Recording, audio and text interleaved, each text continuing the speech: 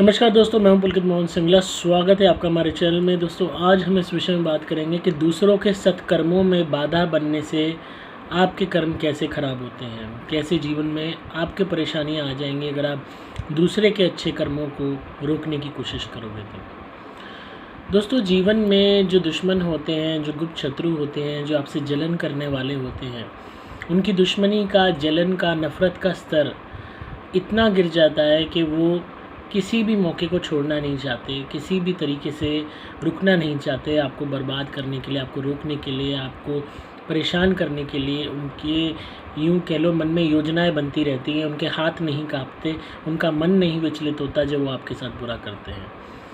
ये स्तर जलन का, दुश्मनी का, नफ़रत का इतना बढ़ जाता है कि जब वो आपको सत्कर्मों में भी रोकना शुरू कर देते हैं, आपके अच्छे कर्मों को भी आपको करने नहीं देते। कोई ना कोई ऐसे चक्कर चलाते हैं कि जिससे आप अपनी खुद की उन्नति के लिए, प्रगति के लिए अच्छे कर्म ना कर सको, भलाई के काम ना कर सको, दान ना दे सको, किसी भी तरीके से ऐसे कर्म ना कर सको जिससे आपकी आध्यात्मिक उन्नति हो या आपको ईश्वर की प्राप्ति हो या कोई भी तरीके का बेनिफिट मिले। लोग क्या करते हैं, अलग अलग तरीके से दूसरे के कर्मों को, अच्छे कर्मों को, सत्कर्मों को रोकते हैं। आज मैं आपको अपने ही लाइफ से इंस्टेंसेस बताऊंगा कि किस तरीके से मुझे परेशान करने के लिए या मेरे परिवार को परेशान करने के लिए बुरे लोगों ने जलन के मारे हमारे सत्कर्म को रोकने की कोशिश की। कहीं ना कहीं हो सकता है आपके साथ भी ये इंसिडेंट्स हुए हों या मैच करते हो, या हो सकता है ये मैं यूनिक हूँ इस मामले में कि मेरे को ही इस तरीके के अलग अलग एक्सपीरियंसेस हुए। हालांकि कहीं ना कहीं आपको भी ज़रूर ऐसे एक्सपीरियंसेस हुए होंगे, बस लोग बदल जाते हैं, स्थान बदल जाते हैं, परिस्थितियाँ बदल जाती हैं, पर झेलने वाले हर कोई होते हैं। मेरी तरह आप जैसे बहुत हो जो इतना कुछ झेल रहे हो, परेशान हो, दुखी हो, और आप लोगों ने भी वो दुख झेला, ये बात मैं समझता हूँ। कहीं ना कहीं कुछ लोग क्या करते हैं कि किसी का सत्कर्म रोकना हो तो कहीं पे भी आप मंदिर में जाओगे, पूजा करने जाओगे तो आपको पूजा नहीं करने देंगे। मेरा कोई एक इंसिडेंस याद है, हम जाते थे मंदिर में जब मेरी मदर जिंदा थी, तो वहाँ पूजा करने जाते थे, शिवलिंग पे जल चढ़ाने जाते थे, तो वहाँ एक लेडी आती थी, वो शिवलिंग को पकड़ के बैठ जाती थी, और 1 मिनट भी नहीं, 2 मिनट भी नहीं, आधा घंटा भी नहीं, 1-1 घंटा, और उसी पे सामान दुनिया भर की चीज़ें वो चढ़ाती थी, हटाती थी, चढ़ाती थी, हटाती थी। अगर कोई और पानी डालना चाहे शिवलिंग पे, जल चढ़ाना चाहे, कोई और बेलपत्र रखना चाहे, कोई और वैसे खाने पीने की चीज़ें भगवान के निमित्त देना चाहे, फूल अर्पित करना चाहे, तो वो किसी को करने नहीं देती थी, लड़ती थी, झगड़ा करती थी, और ये दिखाने की कोशिश करती थी कि सिर्फ वो ही स्पिरिचुअल है, बाकी सब पापी हैं, उसी का हक है शिवलिंग पे, मंदिर पे, और किसी का हक नहीं है।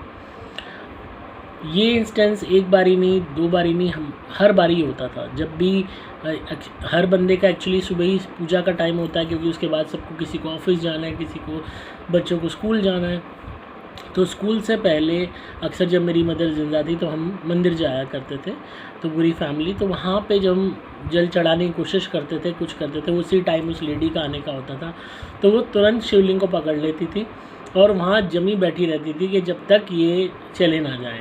अब ऑब्वियस सी बात है, 15 मिनट, 20 मिनट, आधा घंटा ज़्यादा से ज़्यादा कोई मंदिर में लगाएगा, 2-2, 3-3 घंटे, 4 घंटे तो कोई नहीं लगाएगा।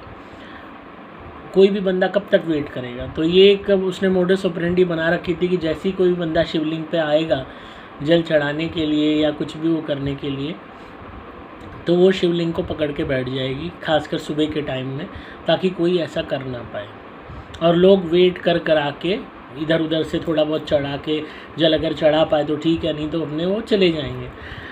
एज थी उस लेडी की ज़्यादा, तो लोग कुछ कहेंगे नहीं, ये भी एक ऑब्वियस माइंडसेट था कि बूढ़ी औरत को क्या कहेंगे। कुछ लोग वहाँ ऐसे आते भी थे जो झगड़ा करते थे, उससे कहते थे भाई हट जा, हमें भी करनी है पूजा। पर उसको होता था कि नहीं, सिर्फ मैं ही रिलीजियस हूँ, तो बाकी जितने भी लोग हैं वो पापी हैं, उनका हाथ में शिवलिंग पे नहीं लगने दूँगी। अब वहाँ पे अगर कोई भंडारा भी होता था तो हर कोई कंट्रीब्यूशन करता था, हम भी करते थे कि वहाँ पे, ताकि लोगों का कल्याण हो सके, गरीब लोगों को भोजन मिल सके। तो उसमें भी वो जैसे एक अक्सर ये चीज़ होती है कि जब भी लोग भंडारे में योगदान देते हैं या कुछ करते हैं, तो वो एक मन में वो चाहते हैं कि उनके पितरों के निमित्त भी भोजन निकले, या फिर वो भंडारा शुरू होने से पहले वहाँ जाएं, देखें, भगवान की पूजा में शामिल हों, आरती में शामिल हों जब भोग भगवान को लगता है, ताकि उसके बाद जब बटे तो उनका भी निमित्त जो उन्होंने कंट्रीब्यूशन किया है तो उनको भी एक ढाढ़स हो। अक्सर लोगों का ऐसा माइंडसेट होता है। तो लोग जाया करते थे, तो वो अगर 10 रुपये भंडारे में चढ़ा रही होती थी और लोग 1000-2000 चढ़ा रहे होते थे, तो वो सबसे पहले खड़ी होती थी इस बात को लेके कि मेरा नाम लिखा जाए कि मैं फ़लाना औरत ने ही ये पूरा भंडारा आयोजित किया है और मैं ही इसकी सर्वे सर्वा हूँ। ये सब तो ऐसे ही हैं। तो इस माइंड और आइडियोलॉजी के साथ वो औरत जीती रही और उसके साथ एक ट्रेजेडी हुई कि उसका जवान बेटा मर गया उस सब इंसिडेंट के बाद। हालांकि वो मरा होगा किसी और कर्मों से, या अनफॉर्चुनेटली ऐसा हुआ उसके साथ, बहुत बुरा हुआ, गलत हुआ, पर लोगों को एक बहाना मिल गया ये कहने का कि इसके इन्हीं कर्मों के कारण ये हुआ है। ये तो बहुत पूजा पाठ वाली बनती थी, ये तो बहुत वो करती थी, भगवान ने भी नहीं बचाया। लोगों ने इस तरीके की बातें बनाई। उसके उस इंसिडेंट का हालांकि उससे कोई लेना देना नहीं है, उसके बेटे के मरने का उसके उस एक्ट से कोई लेना देना नहीं है। ये इसका इंडिविजुअल वो था, और हमें कहना भी नहीं चाहिए चीज़ कि भाई उसके उस कर्म के कारण भगवान ने उसका बेटा ले लिया, ऐसा भी नहीं है। पर जितनी भी दुनिया थी, लोग थे जो मंदिर में आते थे, जो उसके उस नेचर से परेशान थे, उनको ये कहने का उसने एक हक दे दिया कि भाई इसी कारण से तेरे साथ ये हुआ है। और कहीं ना कहीं उसने इस चीज़ को नहीं समझा कि जब आप कुछ भी गलत करते हो, तो जब आपके साथ गलत होता है तो लोग आपके उस गलत से उसको ज़रूर जोड़ते हैं। अगर हम रावण की बात करें तो he was obsessed with Shiva. Bholenath के पीछे वो इतना पागल था कि उसने सोचा कि वो भोलेनाथ को ही उठा के अपने पास रख लेगा। जब वो भगवान के, ये जो लंका थी, ये अक्सर कहा जाता है कि माँ पार्वती जी ने अपने लिए महल बनवाया था विश्वकर्मा जी से, और ये सोने की लंका थी। तो जब ये एज अ पंडित वहाँ पे गया कैलाश पर्वत पे इसकी पूजा कराने, तो इसने गुरु दक्षिणा में भगवान को ही मांग लिया। तो ये कहा गया कि भाई तुम इतने ज्ञानी हो, माता ने कहा कि इतने समझदार हो, इतने तुम वेदों के वो हो, जानकार हो, तो भी तुम ऐसी बात कर रहे हो।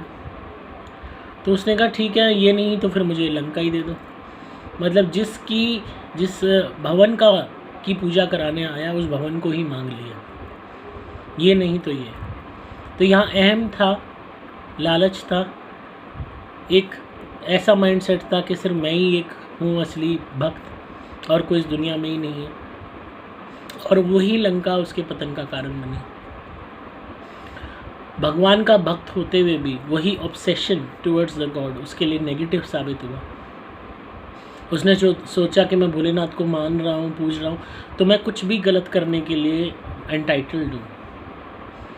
एंड में वो ईश्वर भी उसके काम नहीं आए जिनके पीछे वो पागल था, क्योंकि बुरे कर्म के आगे भगवान भी नहीं आते।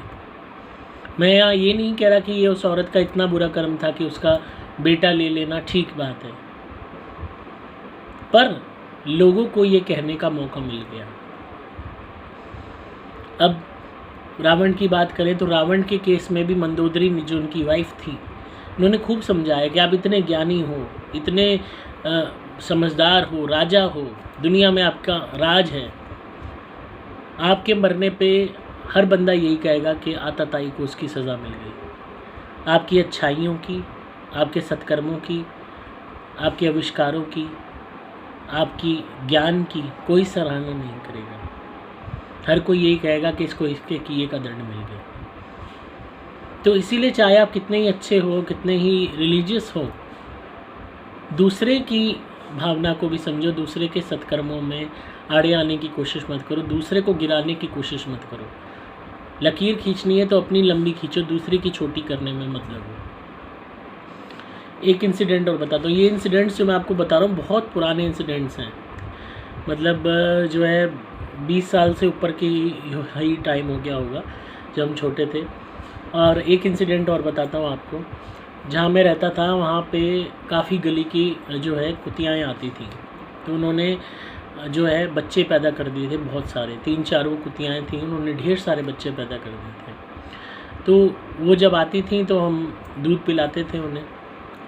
तो उनके जो बच्चे छोटे-छोटे, तो गेट के साइड में हमारी जगह थी, तो वहाँ से कूद के घर में आ जाते थे कि जब उनकी मदर दूध पी रही है तो वो भी पीते थे।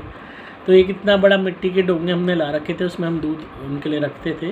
तो लाइन से 7-8 बच्चे दूध पीते थे और हमें बड़ा मज़ा आता था, बड़ी खुशी मिलती थी जब वो दूध पीते थे और मैं उन बच्चों के साथ खेलता था। और मुझे यूँ कह लो कि 7-8 छोटे-छोटे पिल्ले मिल गए थे खेलने के लिए, और वो दूध पीते थे, खेलते थे और फिर उसके बाद बाहर कूद के निकल जाते थे, चले जाते थे।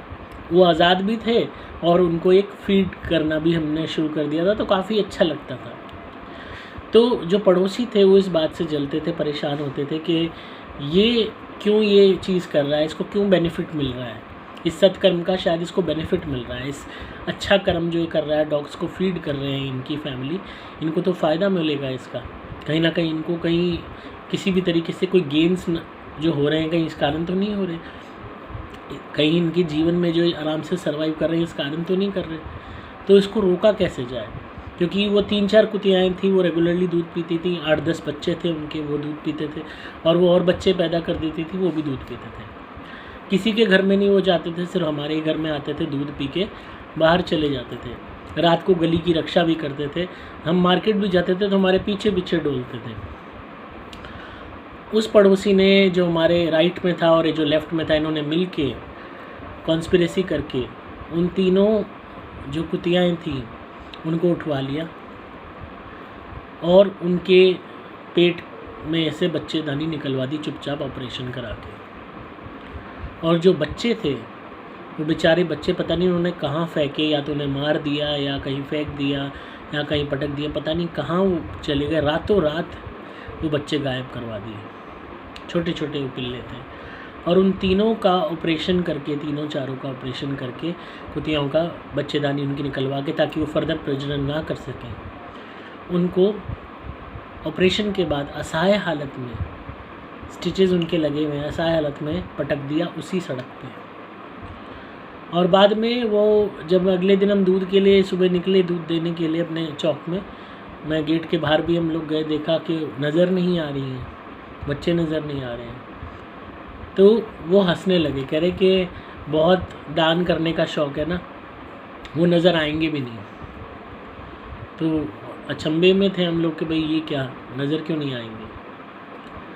2-4 दिन बाद हमने देखा कि वो कुतियाँ असहाय हालत में, जैसे पब्लिक पार्क्स होते हैं वहाँ पे वो पड़ी हुई थी और उनकी बिल्कुल अंतड़ियाँ तक निकली हुई थी, मतलब क्योंकि ऑपरेशन के बाद तो ऑब्वियस सी बात है, शरीर में खून की भी कमी होती है, कमज़ोरी आ जाती है, कोई उनको खाना नहीं मिला, भोजन नहीं मिला और वो भूखी प्यासी पड़ी हुई थी। जब उन तीनों का वो हशर देखा तो कलेजा मुँह को आ गया हमारे कि क्या उनकी हालत हो गई है। उस टाइम तक मेरी मदर की डेथ हो चुकी थी, उसके कुछ साल बाद की बात है ये। एंड आई वॉज लिटरली, मतलब एक शौक ही था हमारे लिए देखना कि ह्यूमैनिटी की जो गिरावट है, इंसानियत कितनी गिर सकती है। जलन का स्तर इतना बढ़ गया दूसरे को रोकने के लिए कि जो है, जो जानवरों तक को नहीं बख्शा गया।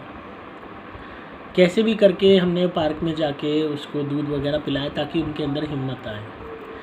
धीरे धीरे उन तीनों में हिम्मत आई, पर वो बहुत भावुक हुई हुई थी, बहुत ट्रॉमा में थी, क्योंकि एक तो ऑपरेशन हुआ था, दूसरा उनके बच्चे नहीं मिल रहे थे और उनकी आंखों से पता चल रहा था कि उनके बच्चे मार दिए गए हैं।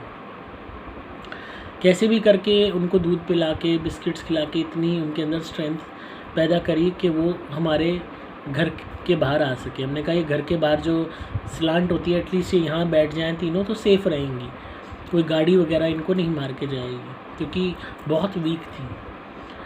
रेगुलरली उनको दूध डाला, दूध डाल के दोबारा मैंने कहा इनको मोटा ताज़ा करना है अपनी तरह तो दूध पिला पिला के उनको इतना मोटा ताज़ा कर दिया कि उनके अंदर वापस स्ट्रेंथ आ गई, पावर आ गई, हिम्मत आ गई, पहले की तरह हो गई। पर वो दोबारा माँ बनने का सुख नहीं प्राप्त कर सकती थी, क्योंकि उन जालिमों ने उनकी बच्चेदानी निकलवा दी। और जब वो स्पिरिट्स वगैरह मेरे साथ हमेशा कनेक्टेड रहती थी, तो उन्होंने मुझे कहा कि इन्होंने जो कर्म किया है उसकी सज़ा इनको इनके बुढ़ापे में मिलनी है, और वो इतनी भयंकर मिलनी है कि आप सोच भी नहीं सकते। इसलिए आप इस चीज़ की फ़िक्र छोड़ दो कि जो इन्होंने किया, अब जो ये भुगतेंगे अपनी औलादों द्वारा, वो किसी विनाश से कम नहीं होगा, वो किसी नर्क से कम नहीं होगा। इन्हीं की औलाद इन्हें टट्टियों में सड़ाएंगे, एक एक रोटी के लिए, पानी के लिए तरसेंगे, और ये होगा। और उसी रात मुझे सपना आया कि वाकई में उनके साथ ऐसा होएगा, कभी ना कभी होएगा, जब उनकी ओल्ड एज आएगी, कि वो उसी भूख प्यास को तरसेंगे, और वो एक एक पल, एक एक क्षण उनके लिए नर्क के समान होंगे। पर इससे भी उनका वो कर्म नहीं कटेगा। इसका नया रूप क्या होगा? इनकारनेशन जब भी इनका होगा तो उसी कुतिया के रूप में ही होगा इनकी आत्मा का। क्यों? ताकि इनकी आत्मा रियलाइज़ कर सके उसी पीड़ा को, उसी पेन को जो उन्होंने उन 3 कुतियाओं को फेस कराया। एक तो उनकी मर्ज़ी के ख़िलाफ़ ऑपरेशन, उनके बच्चे होने की जो वो है उसको रोका गया। दूसरा, उनके बच्चों को मारा गया बेदर्दी से, और सिर्फ इसलिए ताकि हम उन बच्चों को दूध ना पिला सकें, उन कुतियाओं को दूध ना पिला सकें। उन्हें लगा था ऑपरेशन के बाद कहीं किसी और पार्क में पटक देंगे खाली ज़मीन पे, तो पड़ी पड़ी वहीं मर जाएंगी भूख प्यास से। पर मैंने यूँ कह लो कि हिम्मत नहीं हारी थी, और कैसे भी करके मैंने उनको एटलीस्ट जो है जान लड़ा दी कि इनको मरने नहीं देना तीनों को। और बच्चे नहीं मिले, हालांकि वो बहुत ढूंढे, नहीं मिले, क्योंकि और जिससे पूछा कि भाई बच्चे कहाँ हैं, तो हर एक ने कहा कि वो शायद मर गए हैं, या वो ऐसी कोई चीज़ खिला दी गई है, या पता नहीं उनके साथ क्या हुआ। और आपस में वो सब मिले हुए थे, इसलिए प्रूव करना भी बड़ा मुश्किल था कि इन्होंने ये किया है, कैसे किया है। तो उन्होंने भले ही वो राज़ी हो गए, पर जो ईश्वर की अदालत है ना, वो कभी भी उन्हें माफ़ नहीं करेगी, और जो सज़ा उनको मिलेगी जीते जी भी, और मरने के बाद प्रेत योनि में भी वही सड़ेंगे, और कुत्तिया का रूप ही लेके जन्म होगा उनका, वही उनके साथ रिपीट होगा जो उन्होंने उसके साथ किया। ये चीज़ तक मुझे ऐसी ऐसी पॉजिटिव स्पिरिट्स ने एश्योर की है कि जिसका कोई वो नहीं है। तो यहाँ एक कर्म था दूसरे के सत्कर्म को रोकना, कि ये एक अच्छा कर रहे हैं कर्म, तो इसको रोका जाए। ऐसे ही आप देखते होंगे, आप कहीं पे टीका लगा के चले जाओ तो लोग टोकते हैं, रोकने की कोशिश करते हैं। आप कुछ जेम स्टोन्स पहन लो अपनी बेनिफिट के लिए, कोई अपनी एस्ट्रोलॉजिकल रेमेडी के लिए, तो लोग टोकते हैं। कड़ा क्यों पहन रखा है भाई, ये गले में क्या डाल रखा है, माथे पे किस चीज़ का तिलक लगाते हो, क्यों लगाते हो?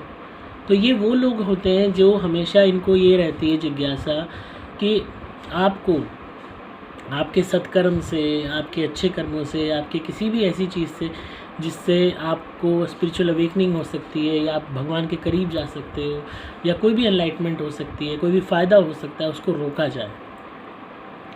चाहे आपको रोक के, चाहे आपका मनोबल डिगा के, चाहे आपको ख़राब करके, चाहे आपके अंदर जो है किसी भी तरीके की पीड़ा पैदा करके। मेरे को एक चीज़ और ध्यान है, एक बार की बात है, मैंने अपने घर में ना बांस की जो वो होती है ना पतली पतली, जो आपने देखा होगा पॉलिटिशियंस के घरों में भी होती है, कैंटोनमेंट में भी होती है, बांस की पतली पतली ग्रिल्स सी बना दी जाती है ढकने के लिए ग्रिल्स को। तो बांस से पतले पतले उनको जोड़ के बांसों को एक वो बना दिया जाती है, जाली सी, बांस की जाली। हाँ, बड़ी सुंदर लगती है मुझे, ग्रीन कलर उन पे पेंट हो जाता है, या कोई भी पेंट ना भी करो तो वो लगाई जाती है। अक्सर पॉलिटिशियंस के बड़े बड़े बंगलों में भी लगी हुई होती है, और अक्सर लोग लगाते हैं, बांस की चिक कह लो उसको। तो वो मैंने अपने घर में लगा रखी थी। तो एक पड़ोसी मुझे कहता है कि जो पता है ये आपने जो बांस की वो लगा रखी है ना, ये बहुत अशुभ है, और बांस से ना वो मुर्दे का वो होता है, मुर्दा फूका जाता है, तो कुछ ऐसा कुछ हो सकता है तुम्हारे साथ। उसको ये नहीं पता कि मेरे पास क्या चीज़ है, क्या शक्ति है। उसने सोचा कि ये बात सुन के मेरे अंदर दहशत पैदा हो जाएगी, ट्रॉमा पैदा हो जाएगा कि हाय मुर्दा बांस से फूका जाता है, और मैंने बांस घर में लगा लिया, अब तो मर गए रे, अब क्या होगा। उस बेचारे को नहीं पता था कि मेरे पास क्या है कि मुर्दा तू मुर्दे की का लेके डरा रहा है, और जो वही वाली बात है कि जो बंदा उस फील्ड में है उसको तू बता रहा है कि मुर्दा क्या होता है, भूत क्या होते हैं। जबकि बाँस सबसे शुभ, सबसे ज़्यादा शुद्ध चीज़ होती है। यहाँ तक कि आप बाँस का पौधा घर में लगा लो, बैम्बू का लगा लो पौधा घर में, सबसे शुभ माना जाता है। बाँस की लकड़ी सबसे शुभ मानी जाती है। ये अगर मुर्दे को फूका भी जाता है, पहले के ज़माने में जो जैसे मीन्स हुआ करते थे उन्हीं का इस्तेमाल करके क्रिया, अंतिम क्रिया की जाती थी। डजंट मीन कि वो चीज़ अपवित्र हो गई। धुंधकारी प्रेत को भी बाँस में ही बिठा के मुक्ति प्रदान की गई थी। एक आत्मा को भी स्थान दिया गया था, इसीलिए ये भी एक बहुत ही पवित्र चीज़ है, शुभ चीज़ है। यहाँ तक कि बाँस घर में रखने से भी शुद्धता आती है। तो मैंने उससे कुछ नहीं कहा, मैंने कहा चलो कोई बात नहीं, जैसा भी है जो है आप रहने दो, we are happy with it. सही है या गलत है। यहाँ तक कि कोई अपने घर में पक्षियों को छत पे दाना डाल रहा है, उसमें पड़ोसी टोकने लगते हैं, क्यों डाल रहे हो, पता है घर में नहीं डालते, गरीबी आ जाती है। आप एक सत्कर्म कर रहे हो, किसी जीव को भोजन प्रदान कर रहे हो, वो दाना खाएगा, उसकी आत्मा को चैन मिलेगा, तृप्ति मिलेगी, तो वो आपको आशीर्वाद में गरीबी देगा कि तूने मेरा पेट भरा तो ले अब तू गरीब हो जा। आप उसके लिए पानी रख रहे हो, उसकी प्यास बुझ रही है। कितना लंबा सफ़र तय करते हैं ये पक्षी भोजन के लिए और पानी के लिए, और आप उसके उस सफ़र में उसकी मदद कर रहे हो। आप बाहर नहीं जा पा रहे, वहाँ डालने की कोई स्थान नहीं है, तो आपने अपनी छत पर डाल दिया, तो वो भी एक गुनाह हो गया। वो गुनाह नहीं आपके द्वारा हुआ, गुनाह उन लोगों के द्वारा होता है जो आपके इस सत्कर्म को रोकना चाहते हैं। अब ऐसे लोगों का क्या होता है, ये सबसे बड़ा मोटिव है समझना, क्योंकि सत्कर्म हज़ारों लाखों होंगे जो हम लोग करते हैं, और हज़ारों लाखों लोग होंगे जो हमें रोकते हैं, टोकते हैं, भड़काते हैं, धमकाते हैं, गलत हमारे मन में विचार डालते हैं ताकि हम ना करें। ऐसे लोगों का क्या इलाज होता है? ऐसे लोग प्रेत योनि में सड़ते हैं, लंबे समय तक सड़ते हैं, क्योंकि उन सत्कर्मों की जो वैल्यू है वो नहीं समझ पाते। वो प्रेत योनि में उनको रियलाइज़ कराई जाती है कि ये सत्कर्म तुमने कर लिए होते या दूसरे को करने दिए होते तो आज तुम बैठे ना होते, वंचित ना होते इन सत्कर्मों के लिए। मैक्सिमम प्रेत आत्माएं तड़पती हैं कि हमारे निमित्त कोई सत्कर्म कर दे, हमारे निमित्त कोई पक्षियों को दाना डाल दे, हमारे निमित्त कोई जानवरों को भोजन दे दे, हमारे निमित्त कोई कुत्तों को भोजन दे दे, हमारे निमित्त कोई मंदिर में जल चढ़ा दे, हमारे निमित्त कोई पाठ कर ले, हमारे निमित्त कोई ये कर दे वो कर दे। पर उन्हीं के उन कुकर्मों के कारण जो उन्होंने दूसरे के लिए परेशानी पैदा करी, दूसरे को पूजा नहीं करने दी, दूसरे के कर्मों में बाधा पैदा करी, वही उनको प्रेत योनि में ढकेलते हैं बहुत लंबे समय तक। और फिर वो उसी के लिए तड़पते हैं कि हमारे निमित्त कोई कर दो, हमारे निमित्त कोई कर दो। कोई करने वाला नहीं होता, अपने ही बच्चे करने वाले नहीं होते, फिर उन बच्चों को परेशान करते डोलते हैं। और बच्चों को तालीम क्या दी होती है जीवन भर? नहीं करना, दूसरे को भी रोकना है करने से। अगर करेंगे हम तो दिखावे के लिए हम करेंगे, हम बहुत बड़े भक्त हैं। वहाँ भावना नहीं होती करने की, बस एक दिखावा होता है, एक प्रेजेंटेशन होती है, सिर्फ एक समाज में अपनी ऊंची नाक दिखाने के लिए। तो इसीलिए अपने सत्कर्म आप चाहे कुछ ही कर रहे हो, नहीं कर रहे, कुछ भी आप रिलीजियस हो नहीं हो, इट डजेंट मैटर, बट दूसरे को मत रोको। दूसरे की ज़िंदगी में अगर कुछ भी अच्छाई आने से आप रोकोगे, लोग दूसरे की शादियों में परेशानी क्रिएट कर देते हैं, मंगल कार्य रोक देते हैं। कभी भी किसी के दामन में कांटों को उगाओगे, तुम्हारा दामन कभी फूलों से नहीं उगेगा। ये बात याद रखना, चाहे तुम कितने ही बड़े हो, कितने ही अमीर हो, कितने ही पैसे वाले हो, कितने ही नाम वाले हो, कितने ही तुम दबंग हो, कुछ ही हो तुम, ईश्वर की लाठी बिना आवाज़ के लगती है, और ऐसी लगती है कि इंसान क्या आत्मा की रूह कांप उठती है। तो कर्मों से डरो, बुरे कर्मों से डरो। तो आई होप आपको आज की वीडियो पसंद आई होगी। मैंने आज आपको अपनी पर्सनल लाइफ से एक आध किस्से सुनाए ताकि आप समझो कि क्या कुछ लोग करते हैं दूसरों के साथ उन्हें परेशान करने के लिए। तो इसी तरह सुनते रहिए, प्यार देते रहिए, सब्सक्राइब कीजिए चैनल को ताकि आपको पारलौकिक और आध्यात्मिक दुनिया का ज्ञान मिलता रहे। अगर आप किसी भी भूत प्रेत ब्याह से परेशान हैं, कोई भी नेगेटिविटी है, कोई भी काम धंधा नहीं चल रहा है, ब्लैक मैजिक हुआ हुआ है, बच्चे काम नहीं करते, शादी नहीं हो रही है, घर में कलेश रहता है, तो आप मेरे से एक बारी पेड कॉल कंसल्टेशन बुक करें, अपने केस के विषय में बात करें। मैं आपको फ़ोन पे ही रेमेडीज़ बता दूंगा जो आप घर पे करेंगे आपको फ़ायदा होगा।